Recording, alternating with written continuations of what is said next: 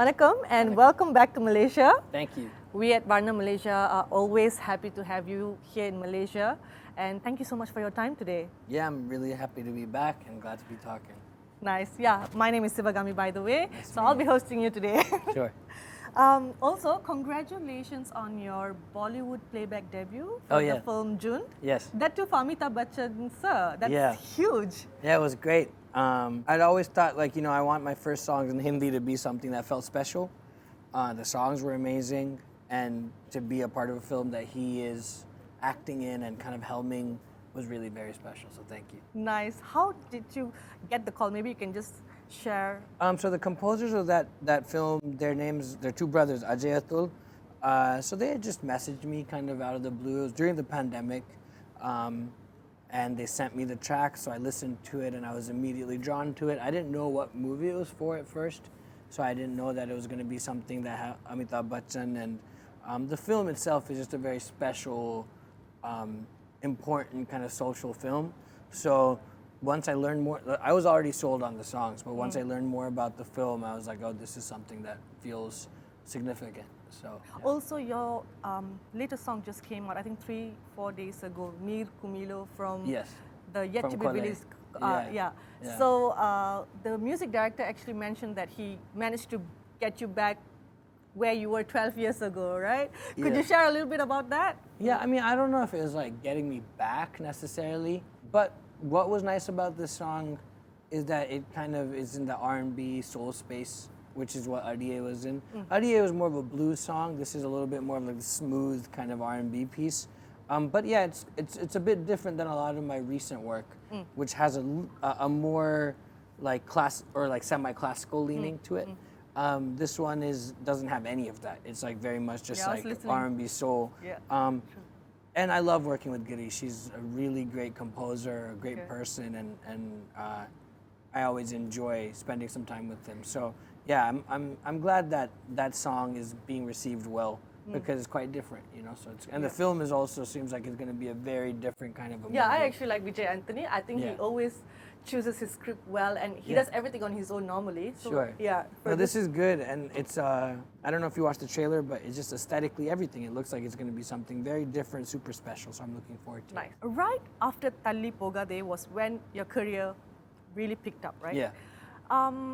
And that was when you had to make that big decision of moving from the US to India. it. Yeah. And with the help of your parents, I remember you saying that in an interview, you guys were having this discussion, and you did not have this intention to become an Indian musician, right? I was kind of reluctant. Well, by that point, I guess I was already an Indian musician because anything that I was doing professionally was in films. I'd only done 3 songs or 4 songs by that point. But I was reluctant to like start spending more of my time in India. You know, I'd grown up in the U.S. and I felt like that was home. But I mean, I'm glad that my father was the one that really pushed me to like let's go spend some time there and see what's happening, and it changed my life. It really kind of allowed me to reconnect with my roots, just on a personal level, forget the music and everything, just as a person. And with that, I think came a sense of calm that I didn't really ever have. I think growing up in the U.S., not having like popular figures or people in pop culture that very little by way of representation. I would say even now, but especially then, Yep.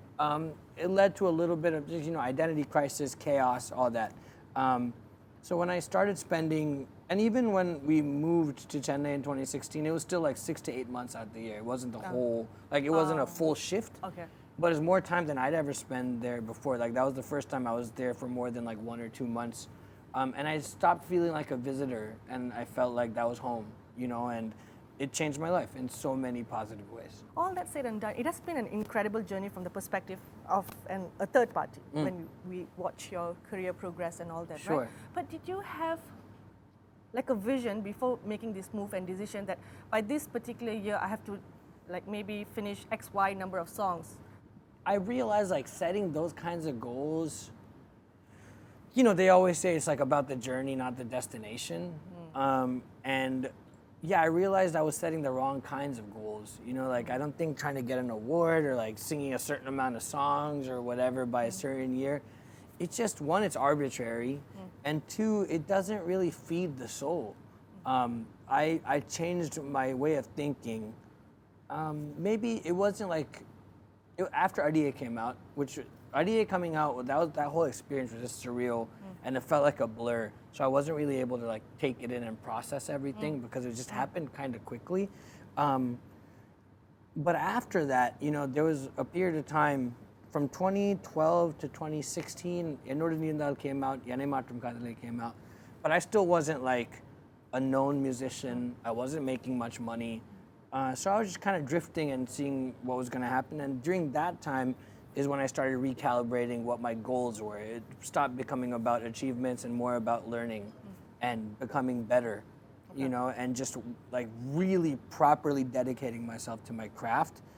And that's been my ethos ever since. You know, it's just been about that. So, because songs, they come and go. And I think that way it's also allowed me never to feel desperate. You know, like, oh, I need to make sure I stay relevant. Because relevance is also, you know, it's so subjective. And I don't really think about that anymore.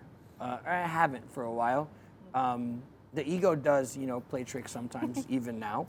But I think the fact that I have Carnatic music, which is just like I was talking about the other day, is like, I mean, all music is vast. This form specifically, because of how detailed it is and how kind of nuanced it is, it's really, really, really, like, it's a constant journey.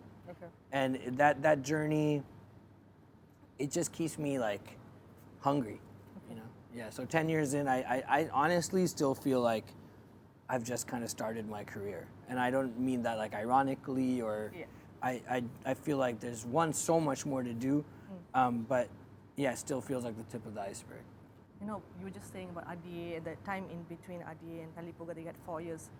You were in a unique position, right? Because you worked with the greatest. The greatest the person, GOAT. right? Yeah. Your start was, the benchmark was really high. Yeah. And then right after that, you know, like when you're an aspiring artist, when you get projects, the first benchmark is always the highest. And then from there moving forward, it's going to always be a bit difficult, right? Yeah. So how were you coping in that period of 4 years? So what was interesting was RDA came out in November 2012. I recorded Ennod Nirundal in January of 2013. So I recorded it then. It didn't come out for another 2 years. Understood. So then I was under the impression that this was just what it was going to be like. I was going to get to record an incredible song with the greatest musician ever every few months.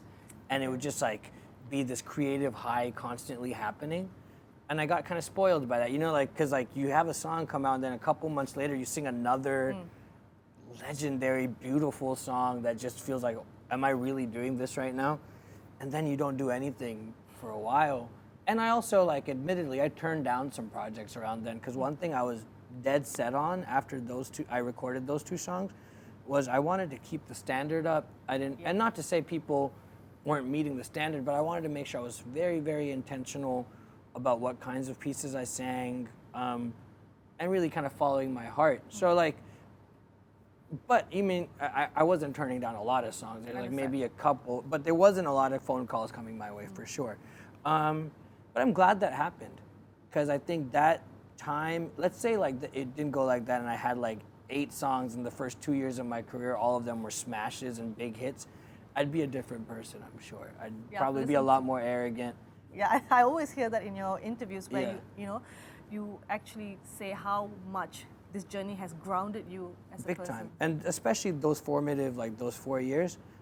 When I was in those 4 years, it was not fun at all. It was very frustrating. And but, you know, in retrospect, I can definitely say that those years kind of really helped me form what I was talking about before, you know, like focusing on improving and getting better as a musician rather than becoming famous. Yeah.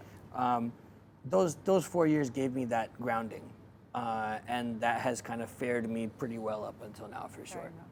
Your tagline, all love, no hate. You pretty much add that in every caption of yours. Yeah. It's and even in your Instagram bio, right? Yeah. Maybe could you share a little bit about the attachment you have? Yeah. I think when my career started moving a little bit more post 2016, I started getting a lot more attention. Okay. And with the territory comes both positive and negative attention. It's not always positive. As much as I'd like for it to always be positive, there's just the other I side of cannot the coin. believe this. Oh, it's definitely there's a whole other side, you know, and Okay. but that's just like the law of nature, you know. It can't always be, everything can't always be highly favorable, and it was something for me to grapple with and figure out, because I would say maybe one of my flaws is like I've since a younger age I've kind of worked through it now, but you know, seeking or wanting validation or to be liked. And when you grow up having that mindset and then you start to become famous and you get this attention, it's something that you have to really work through. And what I realized then, I could have easily or even found myself starting to become bitter at certain points in time. And that kind of toxicity is just so bad for your health, for your mental health, and for other people. Like, I didn't want to be putting out that energy, because that's not who I am at all, you know? So I kind of developed the mantra just by kind of like speaking. I remember one time I write these notes and I post them up on Instagram or social media kind of frequently, that are just like these streams of consciousness of things that I'm very passionately feeling at that moment. And one of those, I was writing it and I signed it off as all love. And it just happened. It was like a kind of like, it wasn't thought about or whatever. I just signed it off. And then I added the no hate. And it just brought me a sense of like peace, you know, just to kind of like remind myself of that. And I wasn't, it's a simple phrase, you know, it's not, but there's a lot to it still, because I think every single day, every moment of the day, we have a decision to, you know, choose love or not choose it. And the more I can remind myself to do that, and then now that I'm, you know, have a certain amount of influence, if I can put that same message forth to other people, it really helps. You know, it's a simple notion to like choose love, but it's not done enough.